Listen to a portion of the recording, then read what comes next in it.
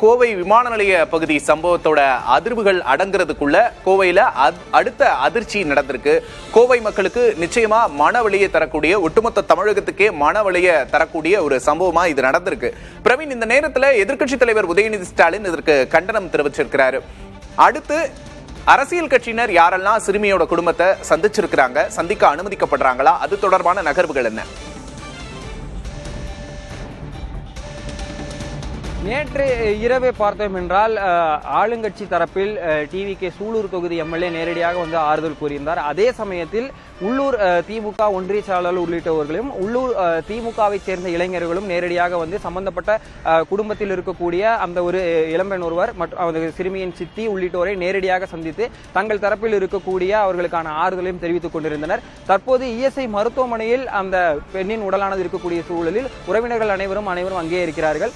உள்ளூர் கட்சி நிர்வாகிகள் பலரும் நேரடியாக சென்று அவர்களுக்கான ஆறுதலை தெரிவித்து வருகிறார்கள். அறிக்கை வாயிலாக பல்வேறு தலைவர்களும் தங்களது எதிர்ப்பையும் ஆறுதலையும் தெரிவித்து வரக்கூடிய ஒரு சூழலில் உள்ளூர் நிர்வாகிகள் பலருக்கும் அவர்கள் வழிகாட்டுதல்களை கொடுத்து அனைத்து கட்சியில் இருந்துமே நேரடியாக பாதிக்கப்பட்ட பெண்ணின் உறவினர்களுடன் நேரடியாக சென்று ஆறுதல்களை கூறிக்கொண்டிருப்பதை நம்மால் பார்க்க முடிகிறது.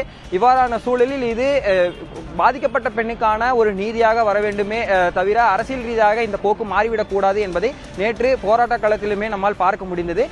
தங்களுக்கான நீதி வேண்டும் என்பதை தவிர வேறு எதுவும் வேணும், அரசியல் காரணங்களுக்காக வேறு எந்த ஒரு டிரிப்டும் ஆகிவிடக் கூடாது என்பதில் தெளிவாக இருந்தார்கள். நேற்று ஒரு கட்டத்தில் தங்களுக்கு இந்த சம்பந்தப்பட்ட தொகுதியின் எம்எல்ஏ வந்தே ஆக வேண்டும் என்கின்ற ஒரு முழக்கத்தை அழுத்தமாக வைத்து உறவினர்கள் முழக்கங்களை எழுப்பிக் கொண்டிருந்தனர். அவரான சூழலில் தான் ஏற்கனவே உள்ளூர் கட்சி நிர்வாகிகள் இருந்த போதிலும் எம்எல்ஏ நேரடியாக கிட்டத்தட்ட ஒரு 10 மணி வாக்கில் வந்த பிறகு அவரும் காவல்துறையினரிடம் பேசி அதன் பிறகு உறவினர்களுடன் பேசிய பிறகே அவர்களுக்கு சிறிது நம்பிக்கை பிறந்து அடுத்த கட்ட நடவடிக்கைகளுக்கு ஒத்துழைப்பு என்பதனை அவர்கள் கொடுத்திருந்தார்கள். நேற்று பேசிய போதும் அரசியல் கட்சி சார்பில் அவர்கள் பேசிய போதும் காலை 7 மணிக்குள் உரிய நடவடிக்கை என்பது அனைவருக்கும் திருப்தி அளிக்கக்கூடிய வகையில் விசாரணை நடைபெறும், குற்றவாளிகளை பிடித்து விடுவோம், யார் யார் இதில் சம்பந்தப்பட்டிருக்கிறாரோ யாரையும் தப்ப விட மாட்டோம் என்கின்ற உறுதியை கொடுத்திருந்தார்கள். பேட்டியில் பேசியிருந்த போதும் அதிகாலை கிட்டத்தட்ட 5 மணியிலிருந்து 7 மணிக்குள் உங்களுக்கான அந்த யார் இந்த குற்றச்சம்பவத்தில் ஈடுபட்டார்கள் என்பவரை உங்கள் முன்னும் நிறுத்துவோம் என்கின்ற ஒரு உத்தரவாதத்தை கொடுத்த பிறகே அவர்கள் அடுத்த கட்டமாக போராட்டங்களை கைவிடுவது போன்ற நடவடிக்கைகளுக்கு முன் வந்திருந்தனர்.